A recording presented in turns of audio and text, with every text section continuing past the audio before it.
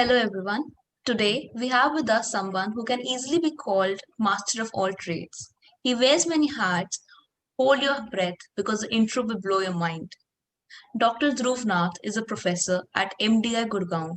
He is also an active angel investor and a director with Lead Angels. He has invested in over 10 startups and has mentored several others. He was earlier a senior vice president with NIIT Limited. Dr. Nath has been consultant to the top managers of several organizations such as Jaltil, Nestle, India Oil Corporation, and Bajaj Auto, as well as the Prime Minister and Chief Minister of Delhi. He has written three books, and the latest one being Funding Your Startup and Other Nightmares. He has a BTech in Electrical Engineering and a PhD in Computer Science from both IIT Delhi. So, sir, to begin with, let's start with your book. So, your book talks about dealing with lows in life, right? So, talk to us about the time when any of your decision failed, and like guess is like as any individual, there are plenty of ups and downs in our life. So, you probably learned a lot from them. So, what advice do you give to our users who are about to become our today's entrepreneurs or starting on their journey, and they might be facing some similar roller coaster thrive and how to thrive for success? Okay. So I'm assuming you want me to talk about basically people who want to become entrepreneurs, right? You're not talking about failure in their love life, etc., etc. Right? So that is, I'm not the right person for that. I I have no clue what the hell that is all about. All type of failures are like welcomed. Love life, I think you need to get other people. I'm not the right person for that. So anyway, so let me share with you. In fact, this is the book that I was talking about. We just wrote it, and this is actually an interesting book because it is based on the experience that we have had over the past many years in investing in and mentoring startups. And by the way, it's a very valid point you raised because some of the stories in this book are about failures. Because I believe very strongly, and you rightly asked that question. People learn a lot more from failures than from success.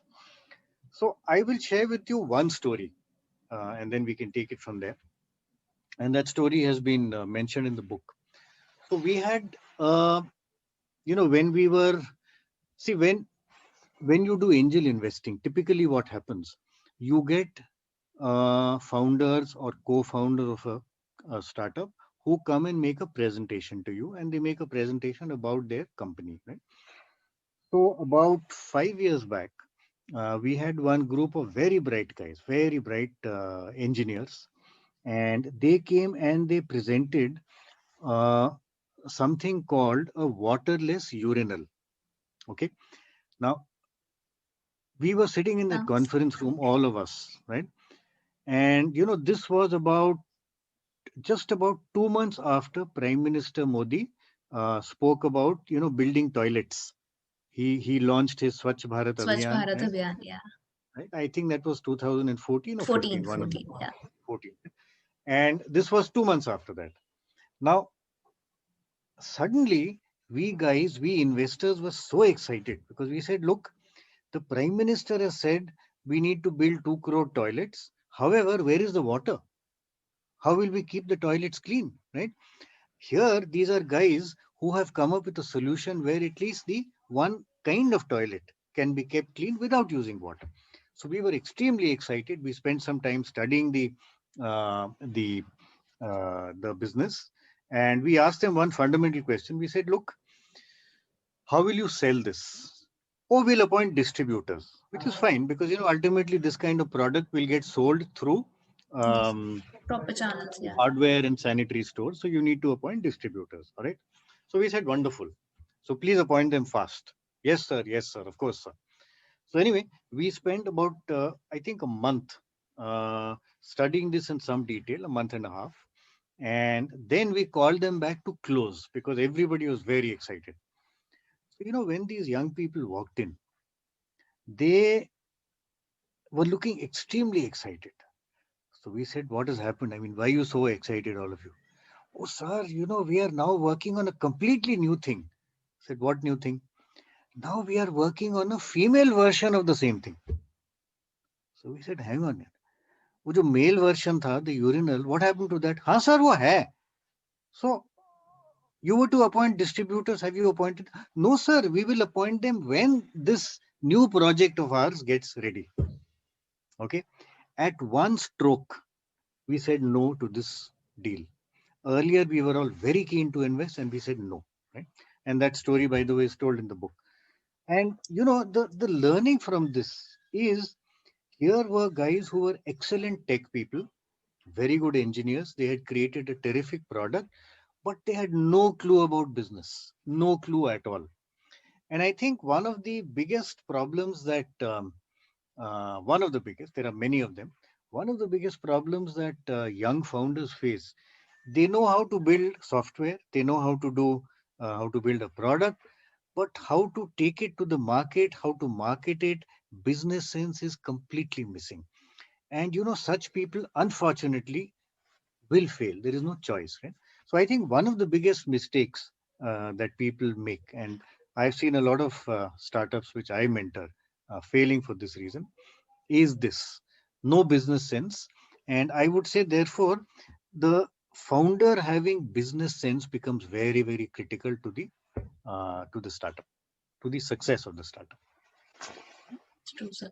So, sir, if you can share some anecdote from your own life of some failure and how did you cope up with it? My own life and failure. Okay, so that will not be a startup. That will not be a Yeah, startup. yeah, yeah. So yeah. So I'll tell you what happened. I It was not really a failure. It was a tough time. Is that okay?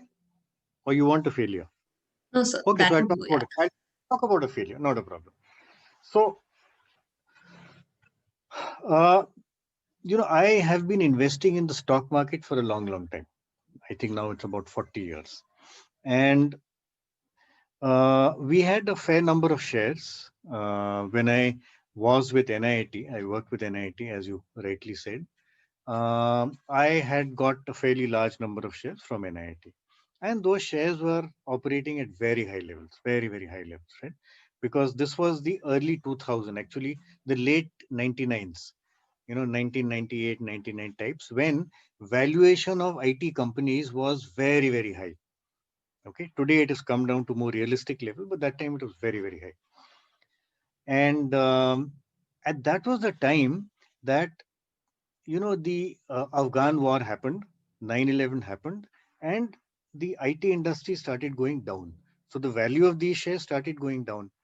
My problem was that I had been very lazy. I had not converted these into demat form. Okay, and earlier, you would sell physical shares. You would actually give delivery of physical shares. Now, demat was mandatory. I couldn't sell those shares. So I kept waiting. I said, ha, kar lunga, kar lunga. The price kept crashing, crashing, crashing. And finally, it came down to some 1/40th or 1/50th of its original value.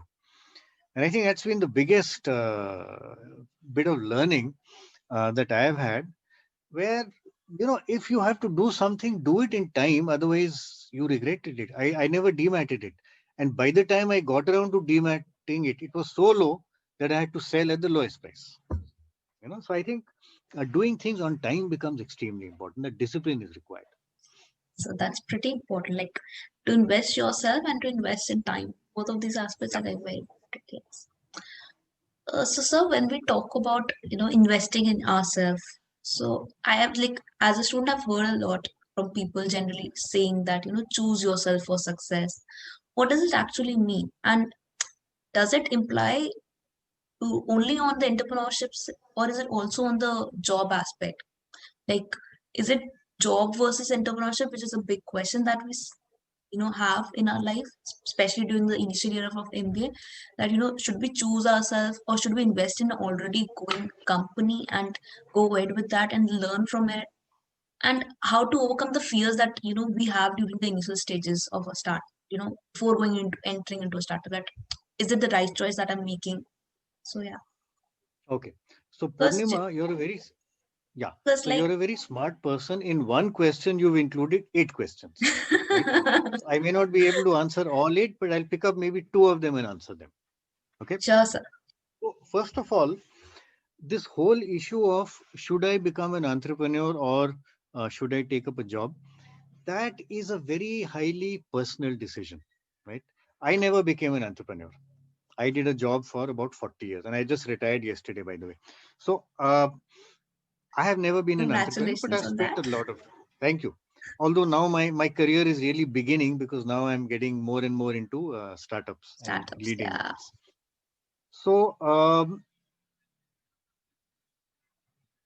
you must remember that to become an entrepreneur, there are certain things which are essential, absolutely essential. First of all, you must have a phenomenal amount of passion about what you're doing. If you don't have that passion, you cannot succeed.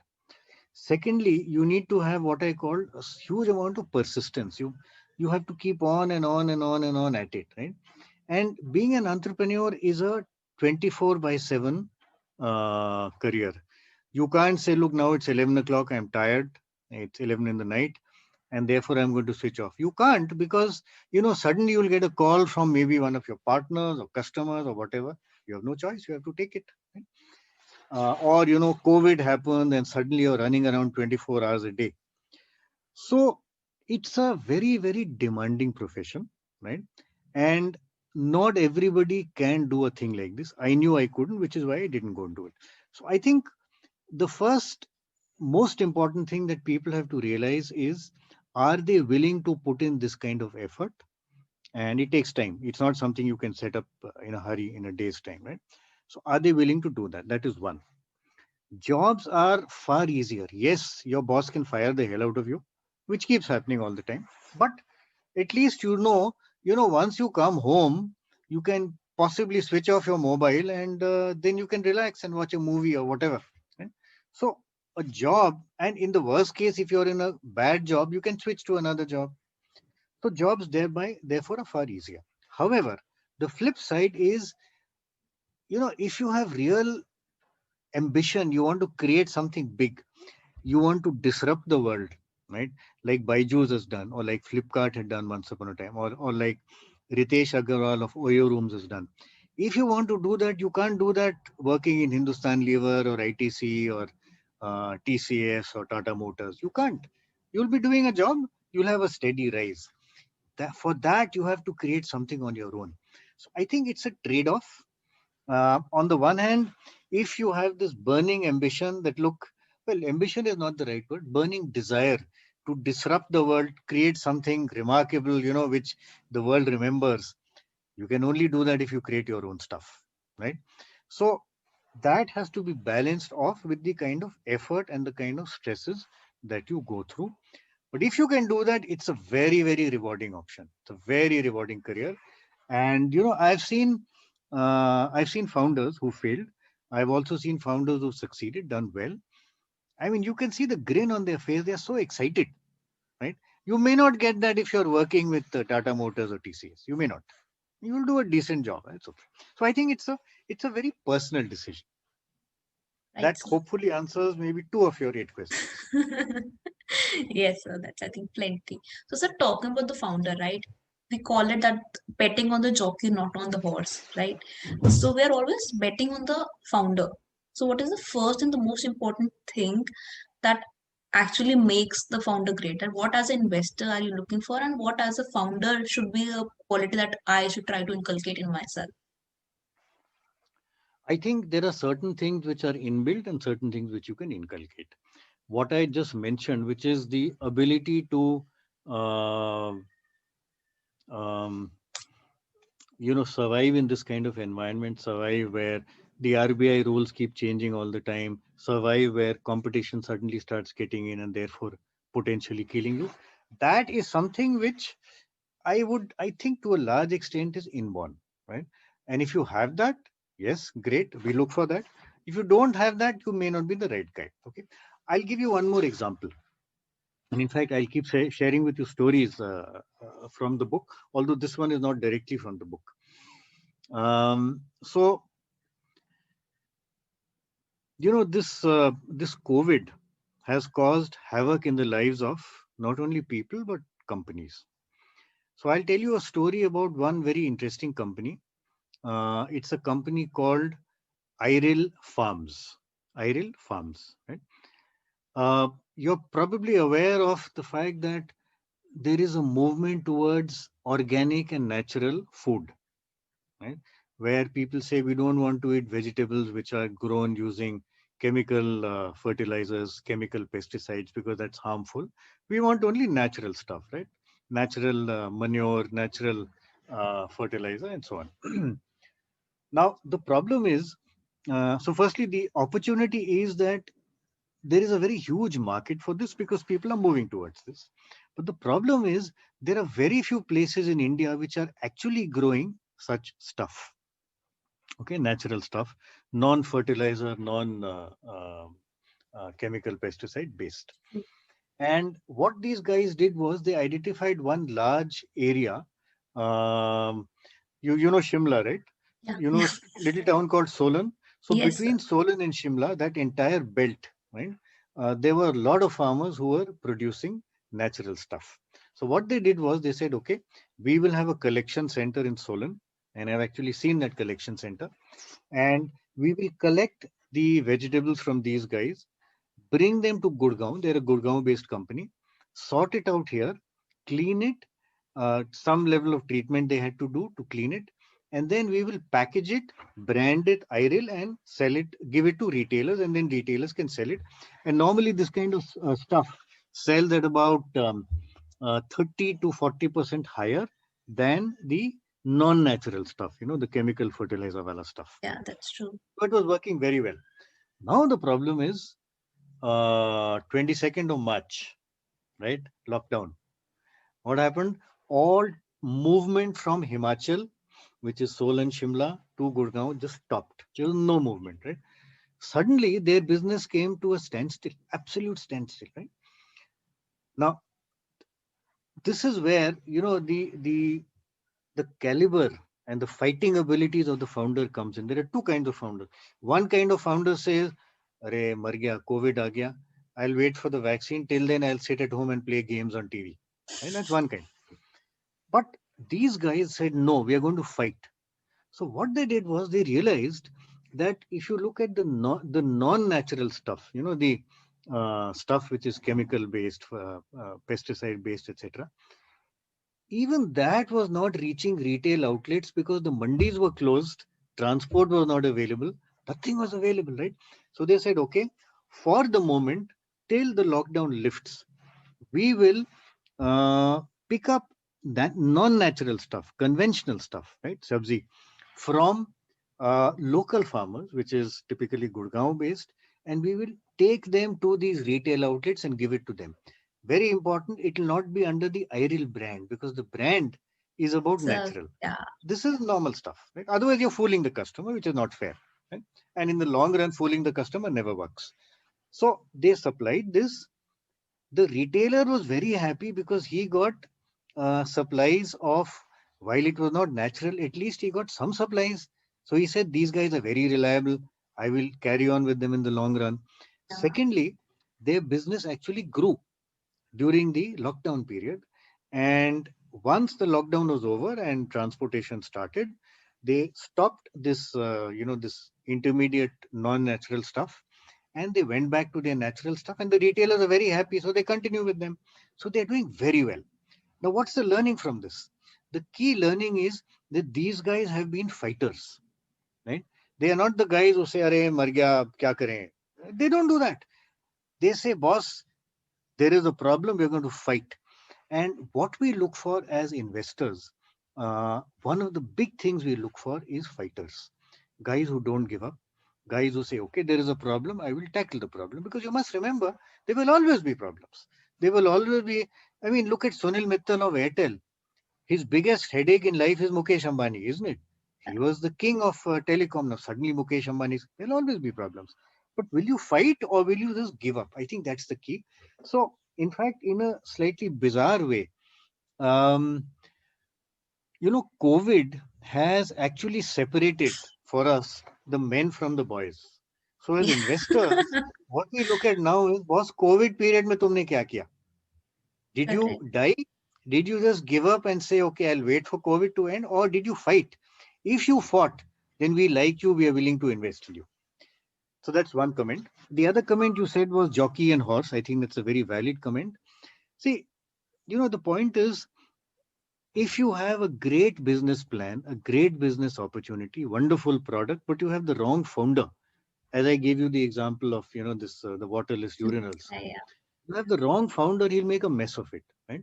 But if you have an average business and you have a great founder, he will figure out a way to make that business great.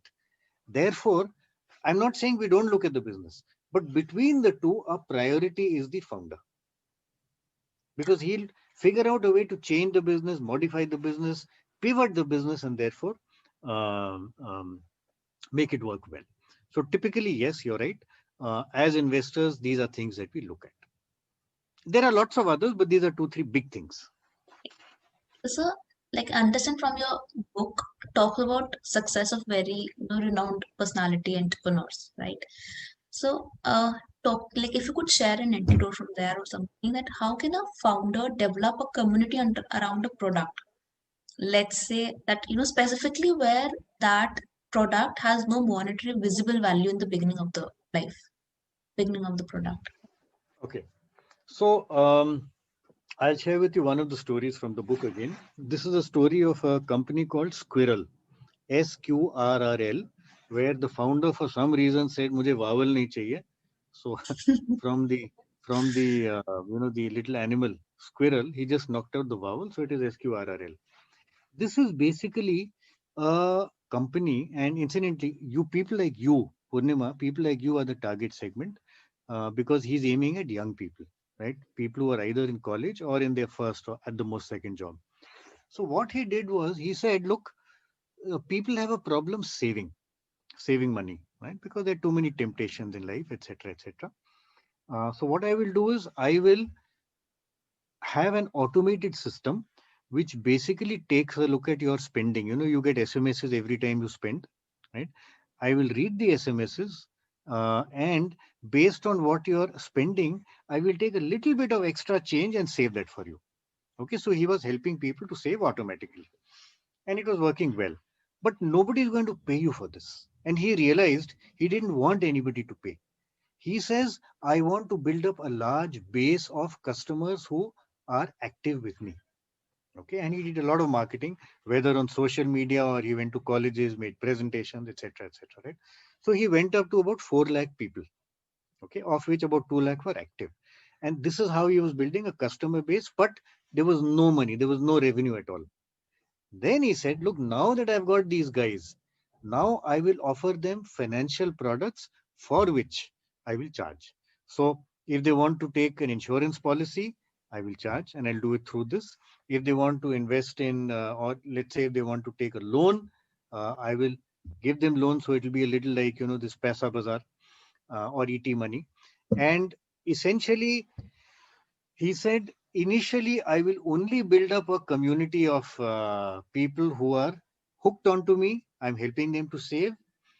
Gradually, I will charge them for other products. And that is a very common method of startups going ahead, because, you will need a large enough number of people if you want to be successful. So you get a large enough number of people, get them free, gradually start charging.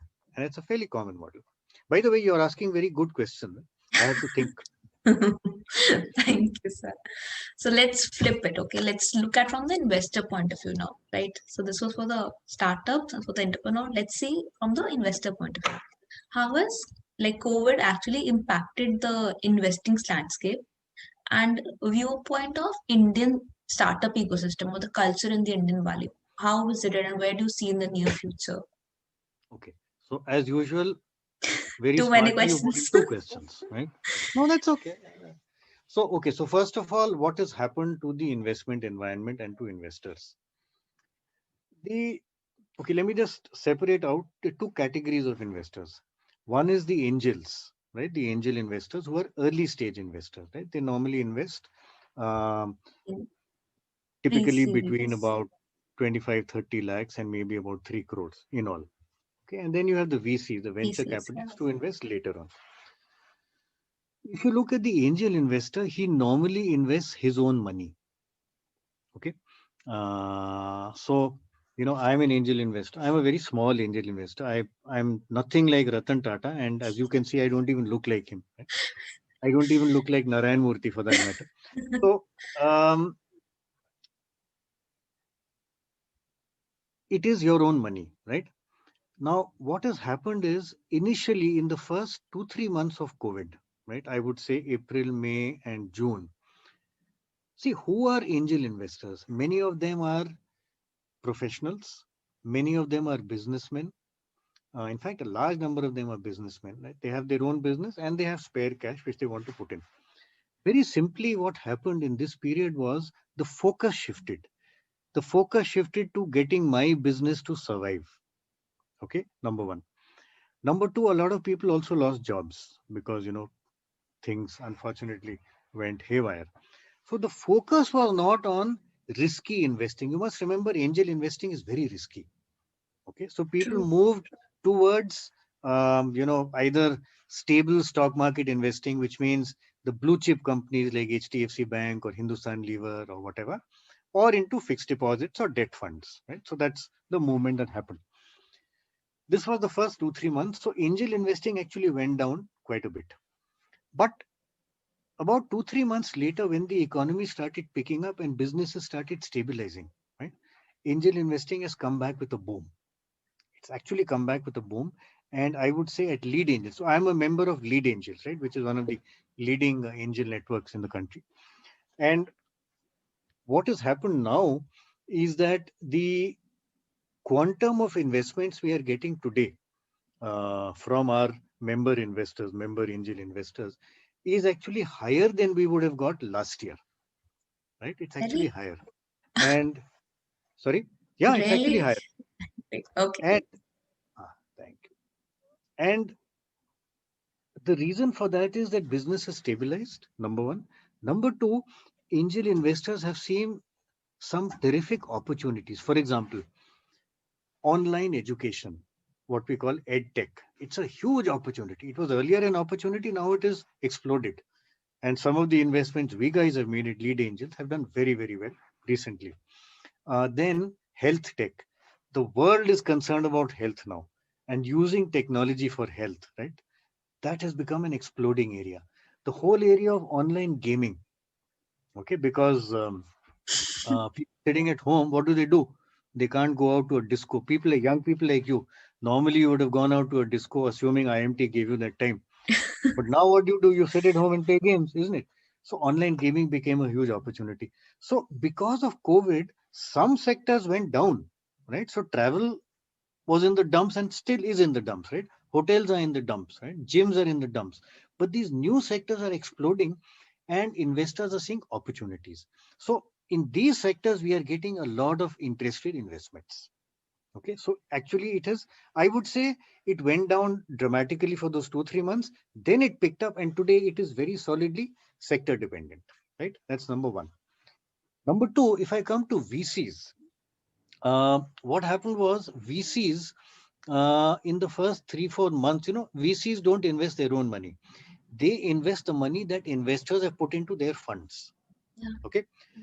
And because of that, uh, see, normally what they do is they, let's say, raise a fund of 500 crores. Now they have a fund of 500 crores and they have taken it for a period of, let's say, 5 to 7 years. Within those 5 to 7 years, they have to give returns. If they don't give returns, tomorrow nobody will give them money. Okay. So the VC has some kind of commitment to his investors. Now the problem is for the first 2, 3 months, all offices were closed. So they were also closed. After that, the VCs realized, boss, we cannot just sit on the sidelines. So the VCs have also got in.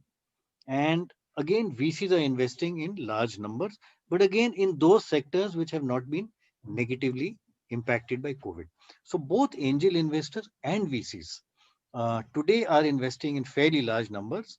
And I would say your third question, the Indian ecosystem, I think it's just great today because so there is only one issue in the Indian ecosystem, which is that there are too many government regulations. I think those have to be simplified, but fortunately the government is moving in that direction, right? But otherwise, it's great because you have a larger and larger number of angel investors coming in. You have a huge number of people who are willing to become mentors. And a lot of your young founders require mentors because they don't have experience, and money is available. So I think it's in very great shape, except for the rules which are gradually going to get changed. So I've answered three of your questions. Thank you, sir. Thank you for that so much. So, like if we talk about recent times, there has been an upstick in acquisitions by companies and letting them run as independent entities like Facebook, WhatsApp, even in the 5 years or so specifically, like Amazon or Zapso, for example. Is this a good thing for startups? Do you think that it will spur more acquisitions because of the funder? Can it be like in charge there and still have their own people and run it independently? Like, It's a great opportunity. So it's a great opportunity. So by the way, these, when you talk about acquisition, these people are called strategic investors. Okay? So if you look at angels and VCs, they are what we call financial investors, which means I put in money, I am willing to wait for 4 years, maybe 5 years. At the end of that, I want an exit, and which means my shares should be sold to some new investor who's willing to buy my shares at a higher price than the price at which I bought it. And that's a exit, a profitable exit, right? So I want that. Apart from that, I have zero interest in the company, right? So that's a financial investor, pure financial investor. So, for example, I'm buying shares in, let's say, Reliance Industries. I don't care what the company does as long as the share price increases and I can sell it at a higher price. Right? What you spoke about is a strategic investor who says, look, this is a great extension to my existing business. So, for example, take the example of, let's say, HDFC Bank. HDFC Bank, if they were to invest in, say, a microfinance startup, what are they doing? They are not doing it because they want an exit in 4 years. No. What they're doing is they're saying, look, today we are giving loans for housing, we are giving loans for cars, we are giving loans for two-wheelers, for tractors, for maybe businesses. But there is this huge segment which we've not even touched, which is the segment of women in the rural environment who will get loans through microfinance companies. Now, HDFC Bank knows it is very tough for them to start a microfinance company and compete with the smaller guys. So what they do is they say, okay, we will take maybe a 30 or 40 or 50% share in the company, the microfinance startup, and it becomes like our subsidiary. So effectively, we have moved into the business of microfinance without having to go through the pain of starting it all over again. Okay. So for the acquirer, it's a great opportunity, right? For the acquired company, which is in this case the microfinance company, there are some huge benefits. Benefit number one, the big benefit number one is there are a lot of, a lot of costs get cut down. For example, the acquiring company, the bigger company, they already have their HR people, they already have their admin people, they already have their support staff. You don't need to replicate that in the smaller company. So a lot of the costs come down, right? They may even have space, in which case these people can just move to that space, right? So again, the cost comes down.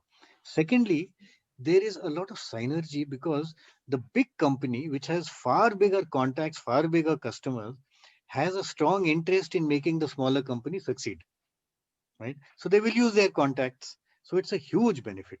The only disadvantage, obviously, is that the founder has lost some amount of equity. Number one. Number two, um, you will lose a certain amount of freedom because typically, the bigger company will have some people on the board and they will direct things. Normally, they will leave you to run your company, but certain directions they will give you, and that may not tie in with your long-term directions, right?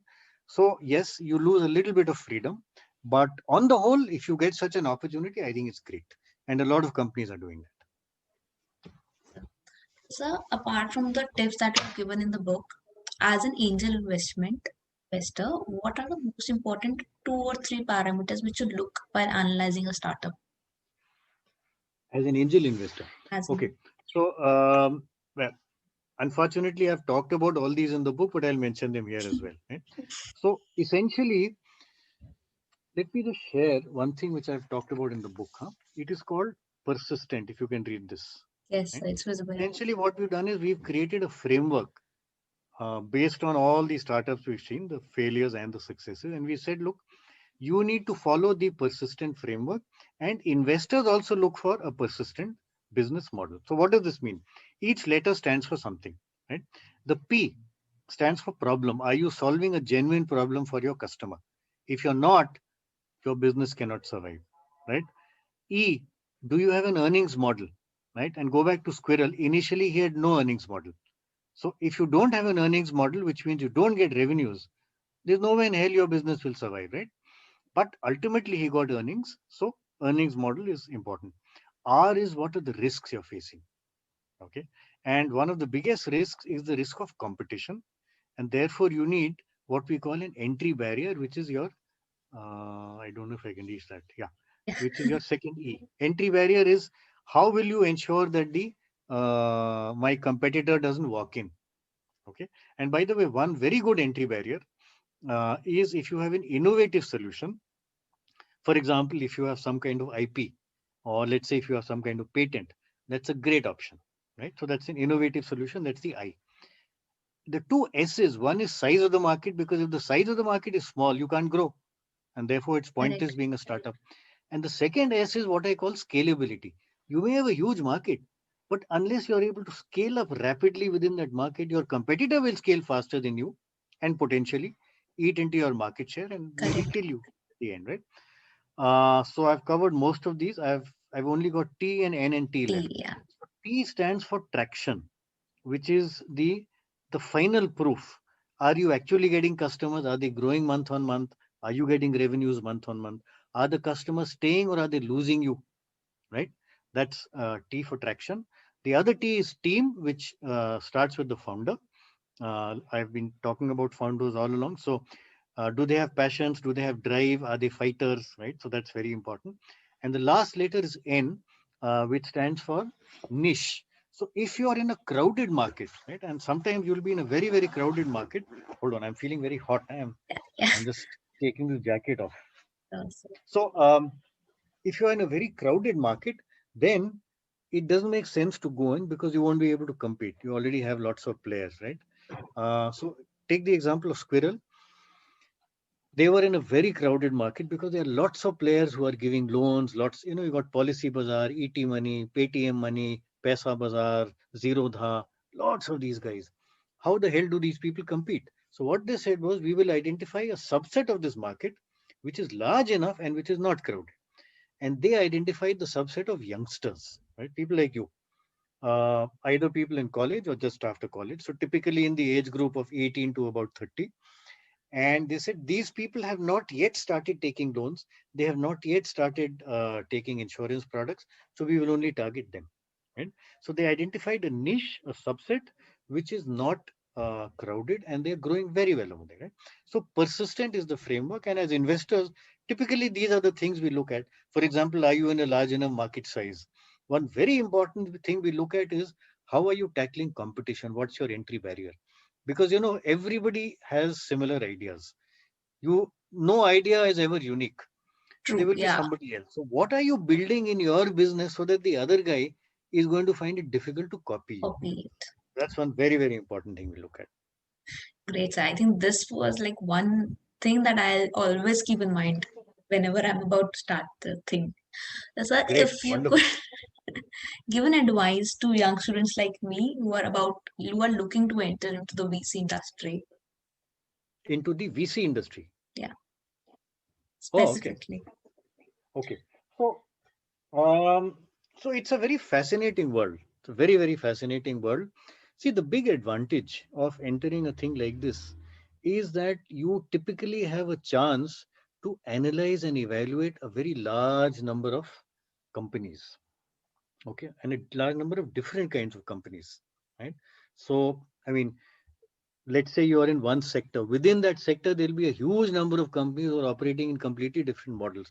So the learning is phenomenal because essentially you are acting as a consultant to the investors who have put money into your VC fund, right? So you're a consultant. So it's like joining a consulting company.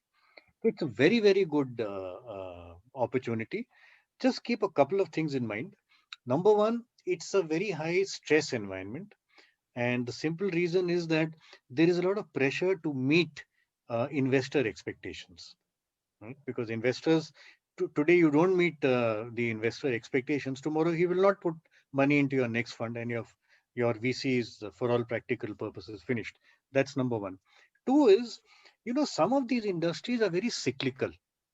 So, for example, if you look at, let's say, the 2008-9 crisis, for about 3-4 years, nothing much happened in the VC industries. Many of them closed down. Many people lost jobs. Lots of them, right? If you have an unfortunate crisis of this kind, where fortunately we're getting over COVID, but this could have been similar. Had this continued for some time and had the recovery not taken place, a lot of VCs would have shut shop or stopped taking funds and so on. So it's a cyclical kind of industry, and therefore you have to be prepared for the fact that it will be cyclical. There will be ups and downs. Unlike a company like Hindustan Lever or Nestle, which are they are not hugely rapidly growing, but they are very stable industries. People will not stop eating Maggie just because of the COVID. lockdown, or just because of the COVID, or the financial crisis. So you have to just bear this in mind.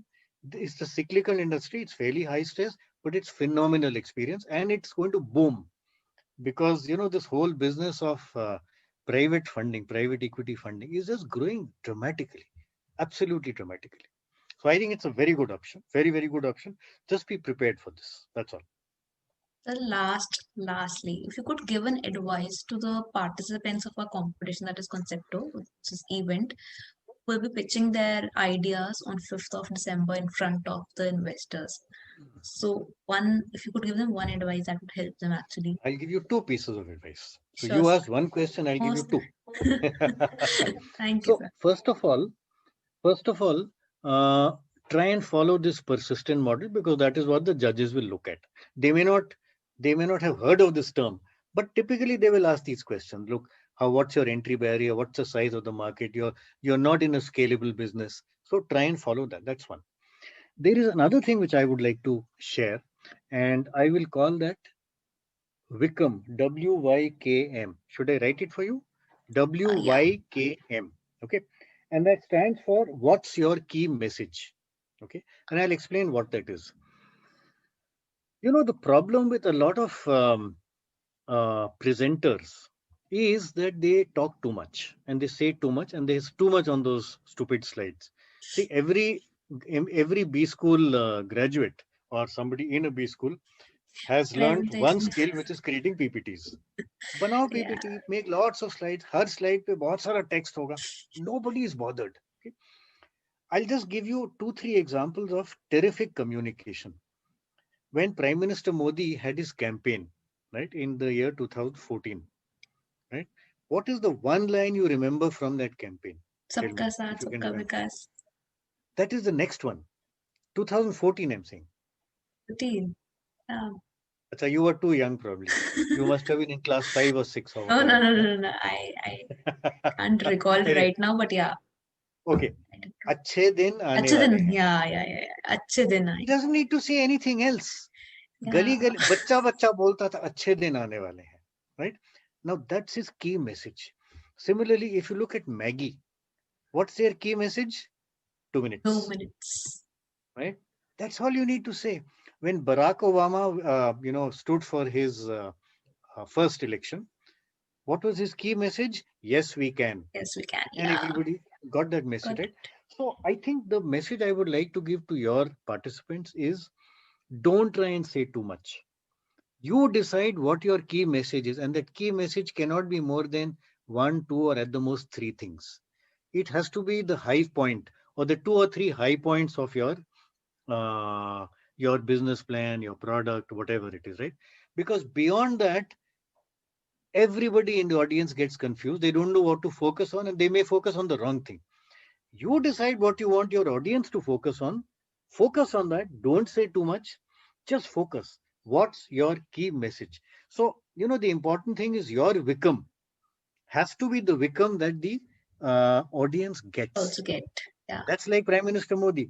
He said "अच्छे दिन आने वाले" and the audience assumed हाँ जी अच्छे दिन आने वाले. Because you don't need anything else, right? So make it short, make it focused. Great. So yeah, I think that's a very valid advice. Yeah, because nobody wants to listen, go beyond a particular time because Human you beings lose cannot. They interest. can't. Yeah, absolutely. Absolutely. So thank you. So thank you so much for your time. Thank you for your advice. Thank you for everything. Most So, welcome. so all those who are actually doing this is for you. If you are interested in entering the startup ecosystem, absolutely go and grab the copy of the book, Funding Your Startup and Other Nightmares. You'll get the description in the description box below. Great. Okay, Thank you so so much. thank you. Take care. Okay. Bye bye. Thank you so Bye. much. Thanks.